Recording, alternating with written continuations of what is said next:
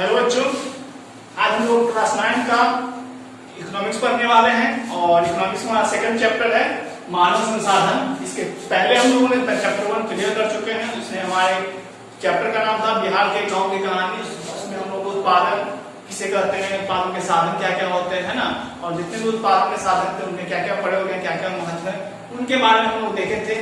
आज हम लोग संसाधन के बारे में देखने वाले हैं और संसाधन हम लोग सबसे पहले देखते हैं इसमें पूंजी, है ना। मानव संसाधन का सबसे मेन जो होता है वो पूंजी होता है।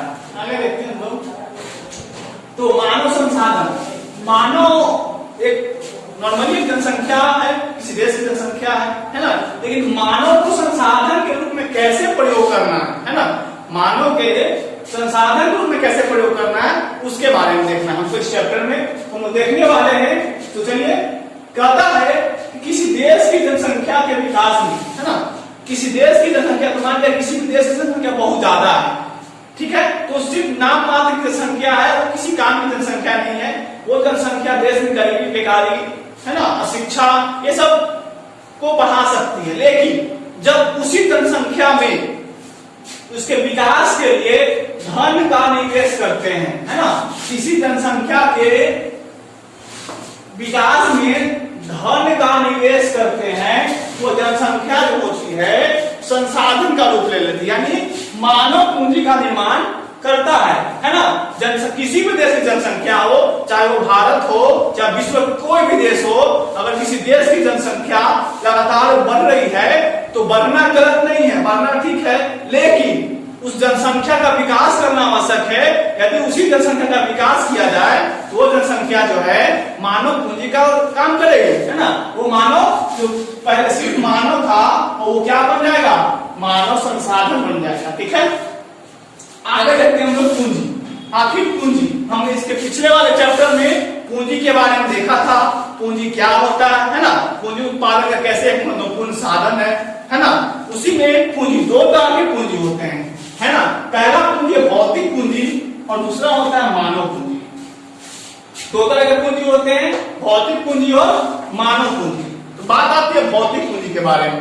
तो भौतिक पूंजी उसे कहते हैं जिसमें मानव का श्रम उसमें नहीं होता है, यानी जैसे कल कारखाना, जितनी मशीनरी होते हैं, है ना, ये सब भौतिक पूंजी के अंतर्गत ही आते हैं, है ना। उसके बाद बात आती है मानव पूंजी की। तो जो मानव पूंजी होता है, मानव की योग्यता, कुशलता, कार्यशीलता, है ना। कहने का मतलब है कि अगर धन इस विकास करा दिया गया है किसी जनसंख्या का, तो अगर जनसंख्या का विकास करवा रहे हैं तो उस देश का हर एक नागरिक विकास करेगा, है ना। हर एक नागरिक विकास करने का मतलब है उसकी योग्यता बढ़ेगी, पढ़े लिखे लोग होंगे, उसकी कार्य कुशलता बढ़ेगी, है ना, वो शिक्षित होंगे, है ना, वो स्किल्ड होंगे, यानी किसी भी काम करने की उनकी जानकारी होगी, वो अच्छे से काम कर सकते हैं और उस देश के उत्पादन में बहुत बड़े सहायक बन सकते हैं, है ना। तो भौतिक पूंजी और मानव पूंजी दोनों मिलकर क्या होती है, कुल राष्ट्रीय उत्पादन में सहायक होती है, यानी दोनों मिलके इसमें सहायता करती है। ऐसा नहीं है कि किसी देश में सिर्फ बड़े बड़े फैक्ट्री या बड़े बड़े उत्पाद लगा करके हम उस देश का जीएनपी या जीडीपी बढ़ा सकते हैं, ऐसा कुछ नहीं है। अगर आप चाहो तो मानव पूंजी का विकास करके भी अपने जीएनपी और जीडीपी को बढ़ा सकते हो। जीएनपी का मतलब होता है ग्रोथ नेशनल प्रोडक्ट, है ना। जीएनपी का फुल फॉर्म क्या होता है, आपको इसे याद कर लीजिएगा। जीएनपी का फुल फॉर्म होता है ग्रोथ नेशनल प्रोडक्ट। हम देखते हैं कि ग्रोथ नेशनल प्रोडक्ट क्या होता है, कुल राष्ट्रीय उत्पाद क्या होता है। तो किसी एक देश में एक वर्ष में जितने भी वस्तुएं उत्पादित की जाती हैं या फिर जितनी भी सेवाओं का उत्पादन किया जाता है उस सभी को क्या कहते हैं, कुल राष्ट्रीय उत्पाद कहते हैं, है ना। सेवाएं कहने का मतलब है बैंकिंग सेक्टर, शिक्षा, जो भी संस्थान है वो सब, है ना, ये सब क्या होती है, सेवा के क्षेत्र में आती है। तो किसी एक देश में एक वर्ष में उत्पादित सभी वस्तुओं और सेवाओं को कुल राष्ट्रीय उत्पाद कहा जाता है। चलिए हम आते हैं मानव और भौतिक पूंजी में क्या अंतर है ना, उनके बीच अंतर देखते हैं। कहता है कि भौतिक पूंजी जो है उत्पादन का निष्क्रिय साधन है। कहने का मतलब है एक बार हम कोई मशीन को बैठा लेते हैं, है ना, तो अपने काम करते रहता है, उसका दोबारा की बात की जाए तो मानव पूंजी जो है आपका सक्रिय साधन है ना। कहने का मतलब कि आज कोई मजदूर काम कर लिया तो ऐसा नहीं है कि कल काम नहीं करेगा, हो सकता है मान लीजिए बीमारी होगा तो कल नहीं काम करेगा, लेकिन ऐसा समय जरूर आएगा वो आगे फिर वो लगातार काम करेगा। यानी इस कहने का मतलब है कि मानवीय पूंजी जो होता है वो सक्रिय साधन होता है, ठीक है, जो भौतिक पूंजी को उत्पादन के लिए बनाते हैं। कहने का मतलब है कोई भी अगर हम मशीन बैठा लेते हैं और उसको कोई काम करने वाला कारीगर नहीं होगा तो भौतिक पूंजी है जो मशीन वो किसी काम की नहीं रहेगी। यानी कहने का मतलब है कि भौतिक पूंजी को उपयोगिता बनाने के लिए या भौतिक पूंजी का उपयोग करने के लिए मानव पूंजी का होना आवश्यक है, ठीक है। अगले पर आते हैं तो भौतिक पूंजी जो है क्रेता का मतलब होता है खरीदार, जिसने उसको खरीदा है, जिसके पास वो चीज है ना, उसका स्वामी होता है। जैसे मैंने कोई मशीन खरीद लिया तो मेरा मशीन हो गया, वो हम उसका स्वामी हो गए। लेकिन मानवीय पूंजी है ना को उनके स्वामी से अलग नहीं किया सकता। कहने का मतलब है हमने कोई मशीन खरीद लिया, आज मन किया तो खरीद लिए, हो सकता है 2 महीने बाद यूज कर लिए, उसका मन अगर नहीं अब हम इसको बेच देंगे, हम उस मशीन को बेच सकते हैं। लेकिन मानवीय पूंजी जैसे हमारे पास कोई कुशल है, किस काम करने का अच्छा तरीका है, हम किस काम को जानते हैं, उस काम के तरीकों को हम नहीं बेच सकते हैं, यानी उसको हम अपने से अलग नहीं कर सकते हैं। तो मानव पूंजी जो होता है उसके स्वामी से अलग नहीं किया जा सकता है, लेकिन भौतिक पूंजी को उसके स्वामी से अलग किया जा सकता है, या तो उसके स्वामी द्वारा या फिर उससे कोई छीन सकता है, ठीक है। आगे बढ़ते हैं तीसरे नंबर पे, तो भौतिक और मानवीय पूंजी दोनों ही उत्पादन में गतिशील साधन है।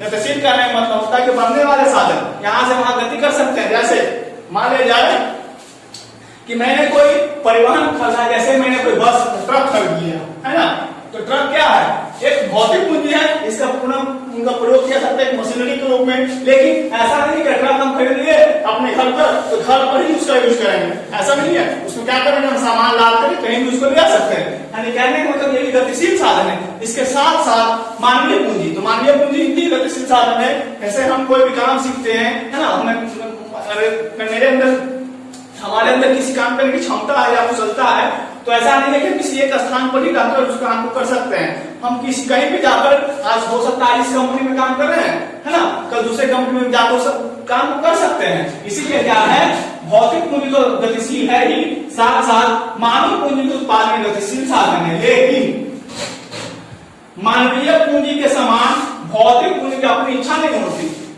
हम देख लीजिए ट्रक के बारे में, क्या ट्रक का कोई इच्छा है क्या मैं हमारा सामान नहीं ढोएंगे, ऐसा हो सकता नहीं। मानव चाहेगा जब चाहेगा उसका सामान ढो सकता है ना, तो उसकी कोई अपनी इच्छा नहीं होता है। लेकिन मानवीय पूंजी में अपनी इच्छा होती है, आज हमको मन किया था काम किया, कल मन में हम नहीं काम करें तो काम नहीं करेंगे।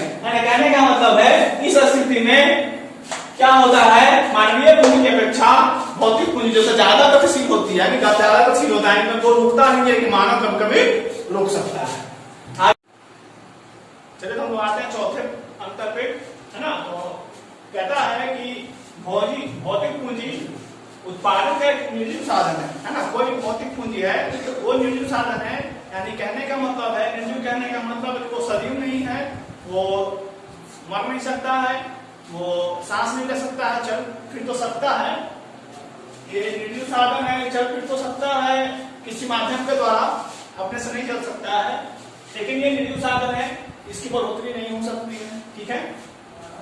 लेकिन और इसमें एक और बात है कि उत्पादक जो है उसे अपनी इच्छा अनुसार काम में लगा सकता है ना। एक बस है या कोई भी ट्रक या कोई भी भौतिक पूंजी है ना, तो उसका उत्पादक जो है वो उसे अपनी इच्छा से किसी भी काम में लगा सकता है। लेकिन मानवीय पूंजी जो है ना, वो सजीव है।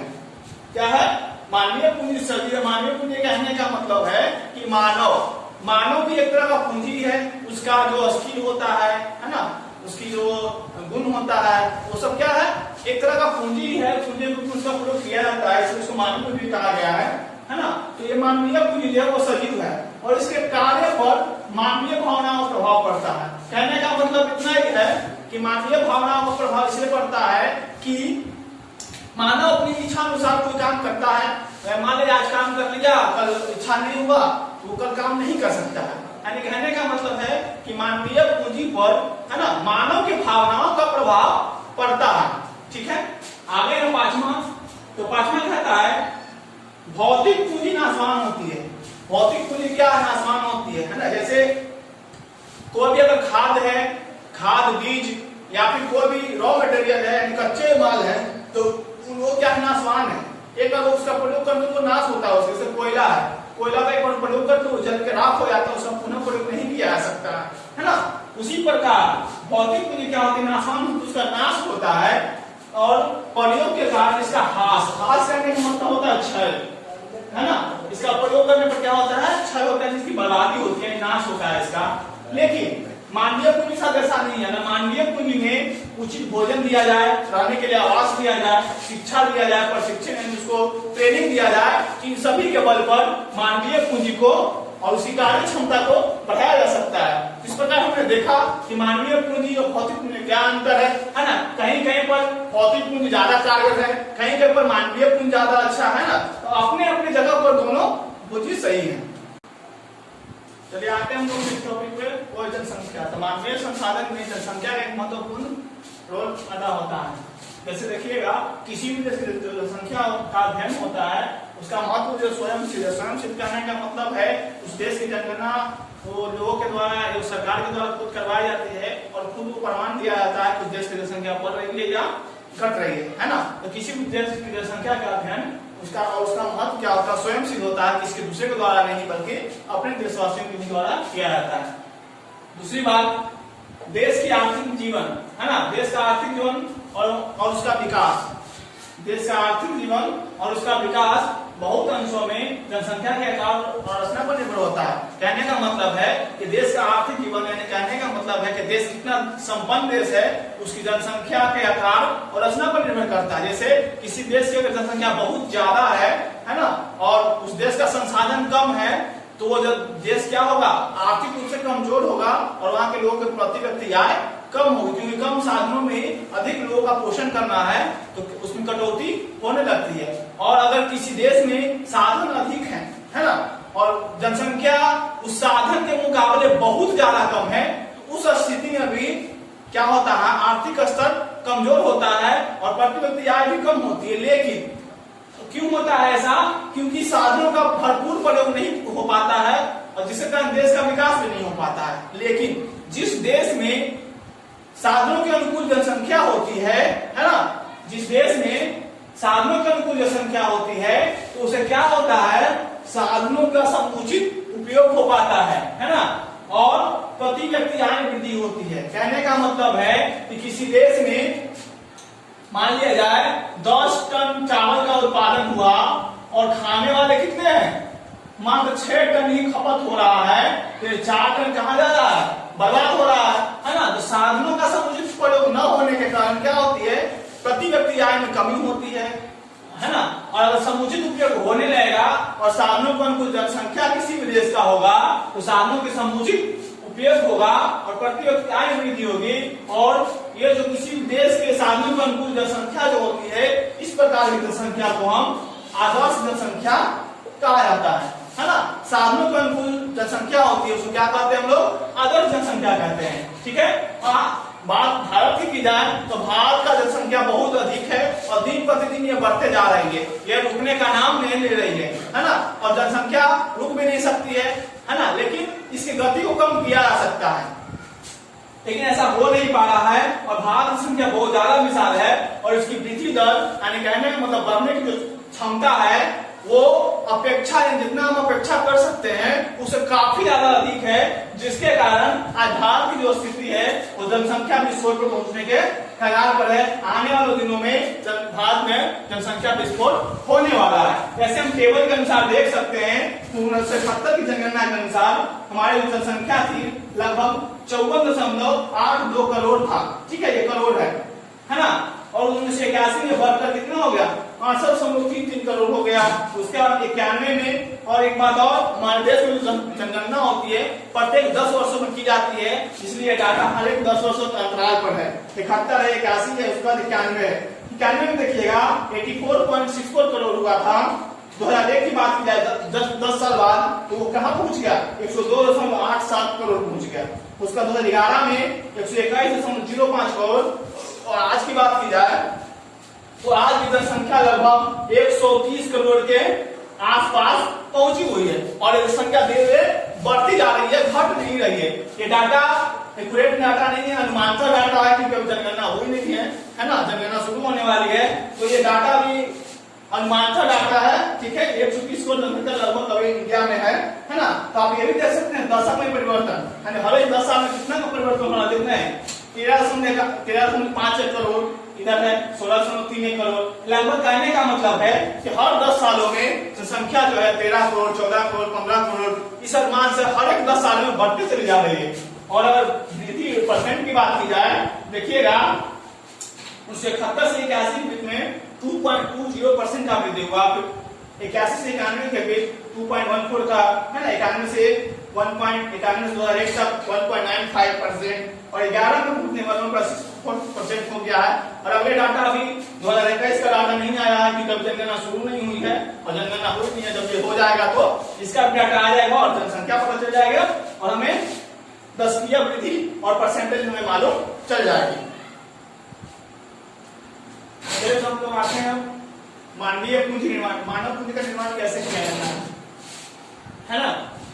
तो किसी भी देश का जनसंख्या जो होता है वो उसकी एक तरह से मानव पूंजी हो सकती है, हर देश का ऐसा नहीं हो सकता है, लेकिन किसी भी देश की जनसंख्या जो है उसकी मानव पूंजी हो सकती है, उसके मानव संसाधन हो सकते हैं अगर उसको बनाया जाए तो, नहीं तो नहीं। अगर मानव का विकास नहीं किया जाएगा तो मानव पूंजी में परिणत नहीं हो पाएगा। इसके बहुत सारे रूप हैं है ना। मानव पूंजी निर्माण के लिए बहुत सारे रूप हैं, ठीक है। जैसे शिक्षा का विकास कर करके मानव पूंजी को बनाया जा सकता है, उसको बढ़ाया भी जा सकता है ना।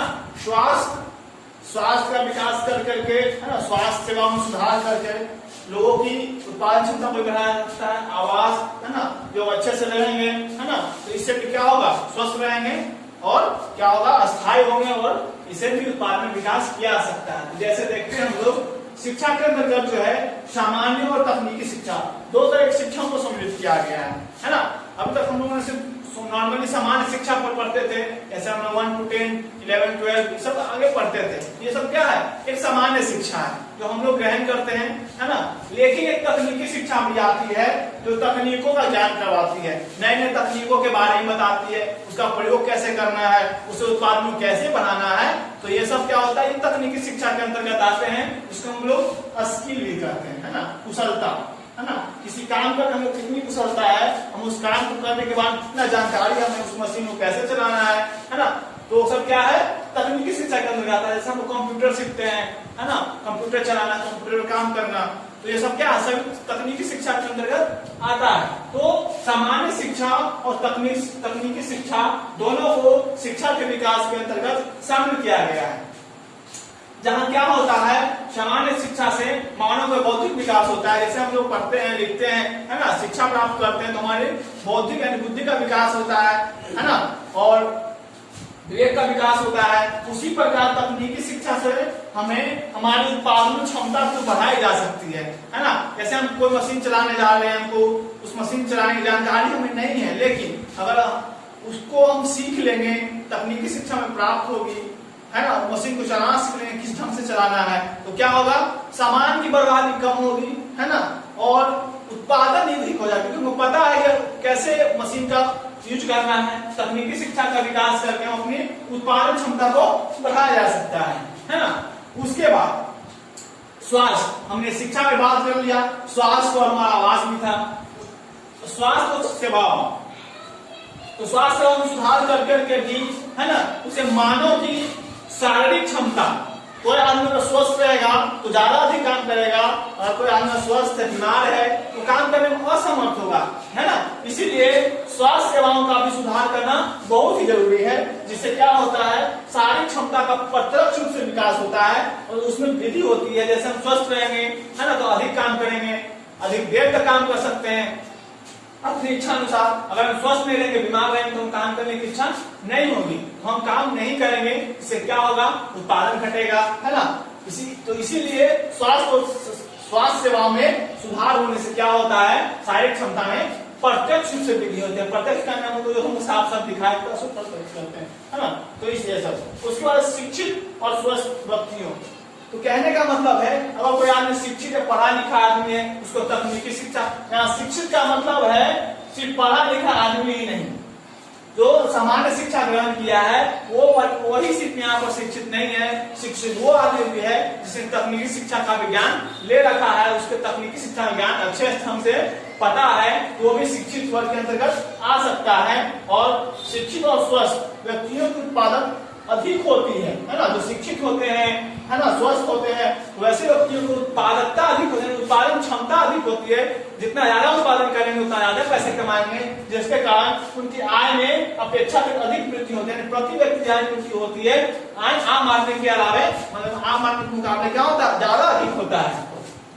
उसके बाद बात की जाए भारत में, तो भारत में हम आज से लगभग बहुत साल पहले हरित क्रांति आई थी, है ना।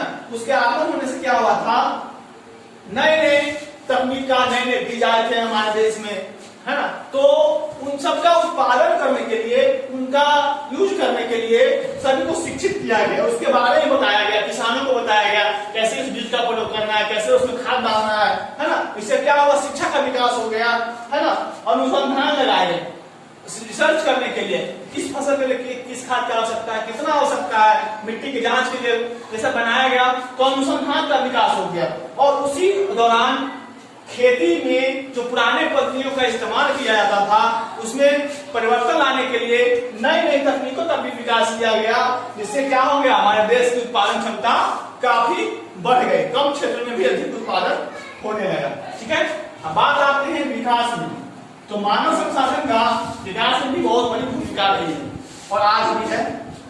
जैसे देखते हैं हम लोग, एक शिक्षित और कुशल श्रमिक, यानी कि शिक्षित और कुशल श्रमिक जो काम करने वाला है, वो उपलब्ध साधन, जो भी संसाधन है उसके पास, उसका उचित दोहन और उपयोग करता है। किसी का दोहन करना गलत नहीं है, बट उसका उचित दोहन करना। जैसे हम किसी श्रमिक को काम करवा रहे हैं, तो जिस काम के लिए रखे हैं उसी काम करवा रहे हैं, तो वो ठीक है। लेकिन अगर और उसको उचित मजदूरी दे रहे हैं, वहां पर उसका दोहन सही है। लेकिन अगर किसी मजदूर को रखे हैं और जिस काम के लिए रखे हैं वो काम नहीं करवा रहे हैं, उसके अलावा एक्स्ट्रा काम भी करवा रहे हैं, उसको उचित मजदूरी नहीं दे रहे हैं, तो वहां पर उसका दोहन गलत है ना। तो शिक्षित और कुशल आदमी जो उपलब्ध उसके पास संसाधन है, उसी संसाधन में उसका उचित दोहन करेगा और उसका उचित उपयोग करेगा और क्या करेगा, उत्पादन क्षमता को बढ़ाएगा। उसके बाद है मानवीय पूंजी।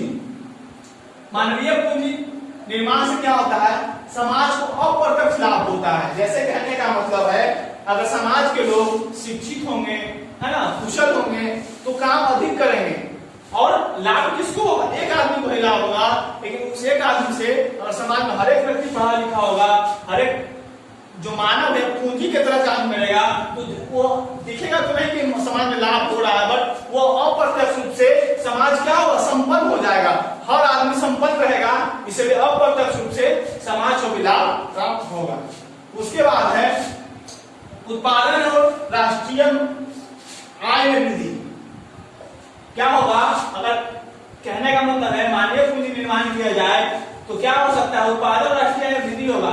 और जब उत्पादन में वृद्धि होगा, राष्ट्रीय आय में वृद्धि हो जाएगा, तो क्या होगा, आपका प्रति व्यक्ति आय में भी क्या होगा, वृद्धि होने लगेगा। ठीक है, और हमारा देश क्या होगा, विकास की ओर अग्रसर होगा। ठीक है, आगे बढ़ते हैं हम लोग। तो एक बात और, तो उत्पादन बढ़ेगी, देश में सेवाएं बढ़ने लगेगी, तो क्या होगा, हमारा जीडीपी जो है वो भी बढ़ेगा, जीएनपी जो था वो भी बढ़ेगा। हम इसके पिछले वीडियो इसी में हम लोग जीएनपी के बारे में देखा था, ग्रोथ नेशनल प्रोडक्ट। जीडीपी होता है ग्रोथ डोमेस्टिक प्रोडक्ट, है ना। तो दोनों में क्या होगा, वृद्धि होने लगेगा और देश का विकास होने लगेगा। उसके बाद आते हैं हम लोग मानव पूंजी निर्माण द्वारा शारीरिक ज्ञान और कौशल से समाज के मनोवृत्ति में भी परिवर्तन किया जा सकता है। जैसे मानव पूंजी निर्माण किया जाए, है ना, जो मान लिया जाए कोई, कहने का मतलब है कि जो बच्चा में नहीं पढ़ा है और बड़ा हो गया, उसको कोई काम नहीं मिल रहा है, तो उसको तकनीकी शिक्षा के माध्यम से, है ना, तकनीकी शिक्षा के माध्यम से उसको कुशल बनाया जा सकता है, उसको कौशल प्रदान किया जा सकता है और उसके द्वारा क्या होगा कि समाज में मनोवृत्ति बदल जाएगी। कैसे? जो आदमी सोचता है कि हम किसी काम के लायक नहीं है तो अब क्या करेगा, नहीं हमें भी काम आता है और हम काम कर सकते हैं, इस तरह का सोच पूरे समाज में फैलेगा और क्या होगा, समाज की मनोवृत्ति बदल जाएगी। उसके बाद लोग जो अब विकास जो मानव पूंजी निर्माण होता है तो पहली बात तो यह है कि लोग पुराने जो परंपरा वाले रीति रिवाज हैं, है ना, पुराने तरीके जो काम करने के तरीके हैं उनको छोड़ेंगे और नई नई तकनीकों को अपनाने लगेंगे, है ना, और आधुनिक तकनीकों अपनाएंगे और उत्पादन में बढ़ोतरी करेंगे। उसके बाद है भूमि और पूंजी जो है उत्पादन का निष्क्रिय साधन है। ये क्या है कि स्वयं अपना उत्पादन नहीं कर सकते। मान लीजिए हम खेत है, मेरे पास भूमि है, ठीक है, और मेरे पास पूंजी भी है, पैसा भी है, लेकिन मेरे पास भूमि जमीन भी है, मैंने खेत भी है या जमीन जो भी कही है और उसमें मेरा पैसा भी है, पूंजी भी है, लेकिन हमने एक काम और कर लिया, खाद बीज भी बाजार से खरीद के ले आया, लेकिन जब तक हम उस खाद बीज को उस खेत में नहीं बोएंगे तो हमें फसल कैसे प्राप्त होगा। तो यहाँ पर मानव श्रम की आवश्यकता पड़ जाती है, जिसके कारण पूरे उत्पादन में मानव श्रम जो है उत्पादन एक महत्वपूर्ण साधन बन के रहा है ना।